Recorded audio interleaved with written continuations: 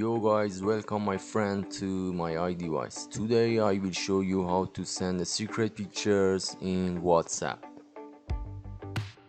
Actually, sometimes we want to send a picture to our friend or our customers, but we don't want to they save it or take a screenshot from our picture. For another reason, if you want to prevent them, you should follow me step by step. Before see the video guys, do not forget that I update every week and upload every week one video for you, and it will be the new video and new trick or game hack or something like this.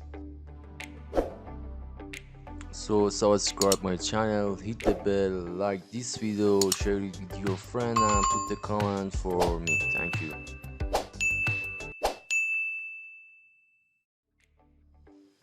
First of all, open up your WhatsApp, select one of your contacts who you want to send it picture. After that, touch the plus in the corner and send a photo, and select one of your photo.